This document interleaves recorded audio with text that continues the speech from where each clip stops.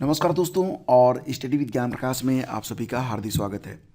तो दोस्तों यहाँ पर जो अभ्यर्थी बीएड किए हुए हैं और प्राइमरी में बतौर शिक्षक काम कर रहे हैं उनके लिए एक अच्छी खबर है। यहाँ पर दोस्तों खबर बिहार से निकलकर सामने आ रही है। आपको पता ही है कि बीएड योग्यताधारी नियोजित शिक्षक जो कि छठे चरण में पहली से 5वीं कक्षा तक के लिए चुने गए थे, उनकी संख्या वर्तमान में लगभग 10,000 के आसपास बताई जा रही है। पहले ये संख्या लगभग 22,000 के आसपास आंकी जा रही थी, लेकिन जो आंकड़े निकल कर सामने आए तो उसमें ये जानकारी 10,000 के आसपास है। तो पटना हाई कोर्ट का फैसला आने के बाद से छठे चरण में नियोजित पहली से 5वीं कक्षा के बीएड योग्यताधारी 10,000 शिक्षकों में फिलहाल बहुत ही परेशानी का माहौल था।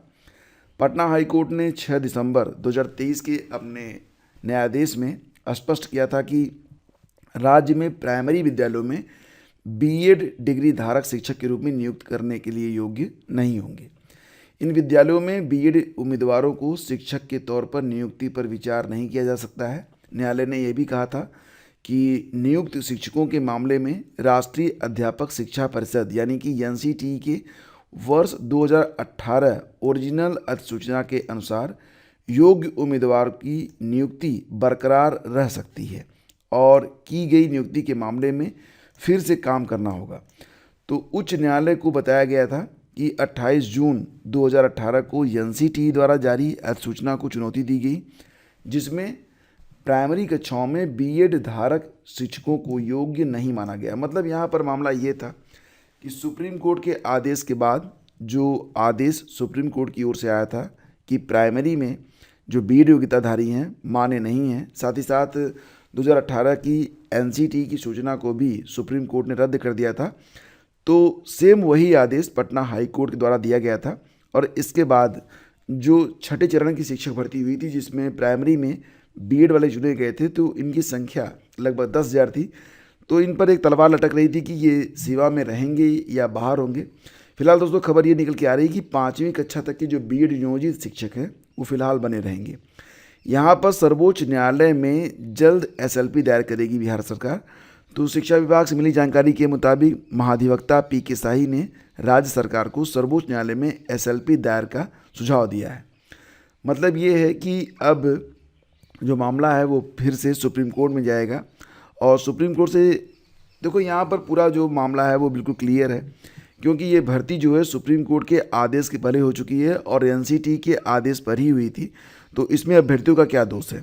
फिलहाल सारी चीज़ें ये है कि राज्य में पहली से 5वीं कक्षा के बीएड योग्यताधारी जो नियोजित शिक्षक हैं ये फिलहाल तो बने रहेंगे और अब एसएलपी सुप्रीम कोर्ट में जाने के बाद जो भी फैसला आएगा वो देखने योग्य होगा। तो यहाँ पर फिलहाल अब सरकार ने निर्णय लिया है कि 5वीं कक्षा तक जो बीएड के शिक्षक हैं वो अपनी सेवाएं देते रहेंगे। उन पर फिलहाल तो कोई खतरा नहीं है, लेकिन आगे सुप्रीम कोर्ट में जो याचिका जाएगी उसके बाद सुनवाई होगी, फिर देखते हैं सुप्रीम कोर्ट की ओर से इस पर क्या आदेश आता है।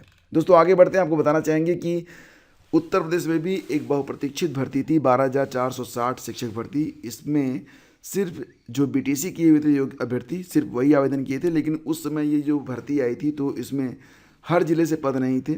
आदेश ये हुआ था शुरू में कि मान लेते जैसे कि अगर आप मऊ से हैं और मऊ में वैकेंसी नहीं थी तो बलिया में अगर वैकेंसी थी तो आप वहाँ पर आवेदन कर सकते थे। लेकिन मामला फिर कोर्ट में गया था कि जो वहाँ के स्थानीय हैं यानी कि जो बलिया के लोग होंगे उनको जो है प्राथमिकता मिलनी चाहिए। तो इस आधार पर आगे चलकर ये भर्ती भी आधी तिहाई पूरी हुई थी और फिर रुक गई थी, लेकिन उस भर्ती को अब यहाँ पर जो शेष बचे पद हैं उनको पूरा किया जा रहा है। बहुत सारे अभ्यर्थी जो हैं अपनी काउंसलिंग करवा रहे हैं और काउंसलिंग के बाद बहुत सारे लोग लगभग 7 साल के बाद बहुत लंबा इंतजार लोगों ने किया है और अब पुनः ये लोग शिक्षक बन रहे हैं। तो कहते हैं ना कि देर है अंधेर नहीं, मतलब देरी तो हो जाती है और अगर आपकी किस्मत आपका नसीब आपका साथ देता है तो मंजिल तक आप पहुंचेंगे ज़रूर। फिलहाल कर्म सबसे ज़रूरी है, कर्म प्रधान विश्व करी राखा। आगे बढ़ते हैं और देखो फ्रेंड्स, यहाँ पर बेसिक शिक्षकों की पदोन्नति स्थगित। खैर ये उन लोगों के लिए जो लोग शिक्षक बन चुके हैं, तो अब उनके प्रमोशन की बात हो रही थी। तो प्रमोशन के लिए ये कहा जा रहा है कि 12,460 सहायक अध्यापक भर्ती प्रक्रिया मामले में हाई कोर्ट के आदेश के पालन में 5 से 7 जनवरी तक जो मतलब अधिकारी हैं वो व्यस्त हैं। तो पदोन्नति के बारे में अब जो आदेश होगा वो बाद में आएगा। ये कहा गया बस कि पदोन्नति थोड़ी सी पोस्टपोन की जाती है और बहुत जल्द इस पर एक तिथि निश्चित की जाएगी। 328 पदों पर भर्ती के लिए परीक्षा कल। तो आपको पता ही है कि प्रयागराज समेत 5 जिलों के 231 परीक्षा केंद्र बनाए गए हैं एपीएस के लिए। तो एपीएस के पहले चरण की परीक्षा कल हो रही है। इसमें कुल 1,07,750 अभ्यर्थी पंजीकृत हैं। एपीएस के पदों पर भर्ती के लिए 10 साल के बाद परीक्षा होने जा रही है।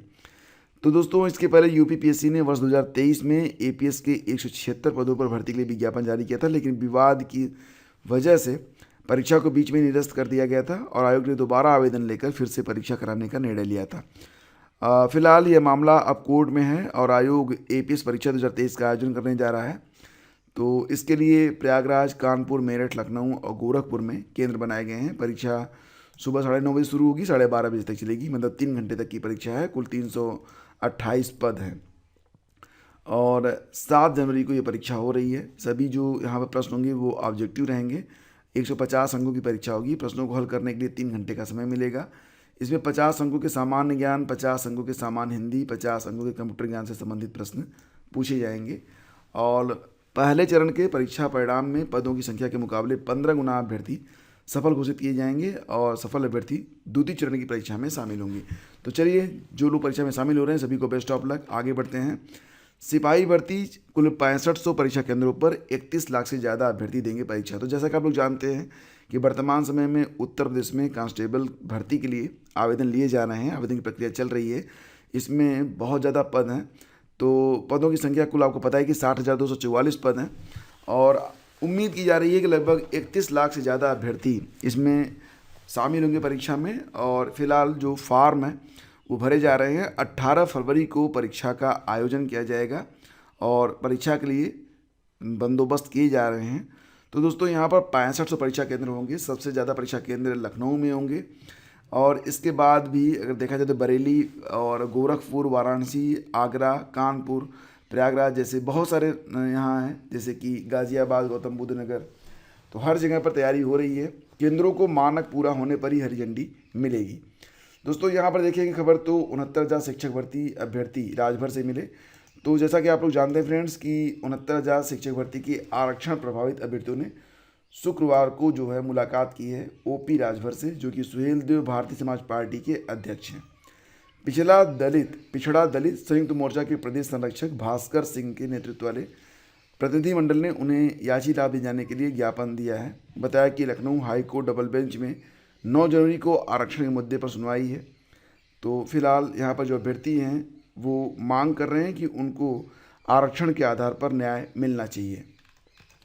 आगे बढ़ते फ्रेंड्स, और आपको बताना चाहेंगे कि अगर 2000 का नोट कोई अभी तक बदल नहीं पाया है तो उसे आप डाकघर में जाकर बदल सकते हैं।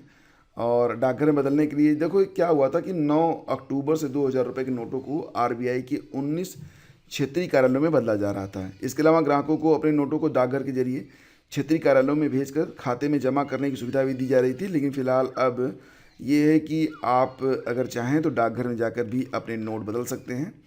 और देखो फ्रेंड्स, आपके भी घर में हो सकता है कोई बड़े बुजुर्ग हों जिनको श्रवण शक्ति की प्रॉब्लम है, जो सुन नहीं सकते हैं, तो आप थोड़ा सा उन पर ध्यान दीजिए। जो लोग सुन नहीं पाते फ्रेंड्स, वो बहुत सारे मैटर को समझ नहीं पाते हैं और अंदर ही अंदर घुटते रहते हैं। सड़कों पर जब ऐसे लोग चलते हैं तो निश्चित रूप से दुर्घटना की संभावना बहुत ज़्यादा होती है। तो बेहतर होगा कि आप उनके लिए कोई एक कान की मशीन दिलवा दें। तो निश्चित रूप से इससे उनका जो जीवन काल है और जो जीने की गुणवत्ता है वो प्रभावित होगी और उनका जो जीवन काल है वो बढ़ जाएगा और वो और भी बेहतर तरीके से अपने दैनिक कार्यों को कर पाएंगे। तो दोस्तों, ये थी आज की न्यूज़ अपडेट।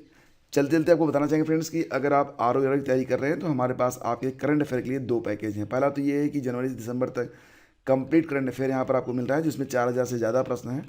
यहाँ पर संपूर्ण मतलब 1 जनवरी से लेकर 31 दिसंबर तक का कंप्लीट करंट अफेयर आपको दिया जा रहा है। इसके अलावा फ्रेंड्स, अगर आप चाहें तो हमारा एक छोटा सा प्रयास है जिसमें हमने 1500 से ज़्यादा प्रश्नों को शामिल किया है। ये पूरी वार्षिक जिस्ट है जिसमें जनवरी से दिसंबर तक के सभी प्रश्नों को, या यूँ कहिए कि सभी मुख्य प्रश्नों को यहाँ पर शामिल किया गया है। एग्जैक्टली ये दिसंबर 2022 से स्टार्ट होता है और आप देख सकते हैं कि बहुत ही शानदार ये PDF है। और फिलहाल यहाँ पर अपलोडिंग में टाइम लग रही है क्योंकि ये जो ब्राउज़र है थोड़ा सा मैटर स्लो अपलोड करता है। तो यहाँ पर आपको दिसंबर 2022 से लेकर दिसंबर 2023 तक का जितने भी महत्वपूर्ण प्रश्न हैं आप खुद ही देख पा रहे होंगे, सभी प्रश्न यहाँ पर आपको मिल जाएंगे। मोबाइल फ़ोन में पीडीएफ को पढ़ने में आपको कोई दिक्कत नहीं आने वाली है, क्योंकि यहाँ पर मैटर को इस तरीके से टाइप किया गया है कि एक पेज में आपको 2 पैराग्राफ मिल रहे हैं, और जब आप इसे जूम करेंगे तो फिर ये बहुत ही अच्छे तरीके से आपको जो है शो होगा मोबाइल में। ठीक है, तो यहाँ पर कुल 13 महीने के सभी प्रश्नों को इसमें शामिल कर लिया गया है। और बाकी फ्रेंड्स, अगर आप चाहें तो इस पीडीएफ के लिए डिस्क्रिप्शन चेक कर सकते हैं। बहुत बहुत धन्यवाद। लाइक और शेयर करना बिल्कुल मत भूलिएगा। मिलते हैं आपसे अगले वीडियो में। Have a great day. जय हिंद।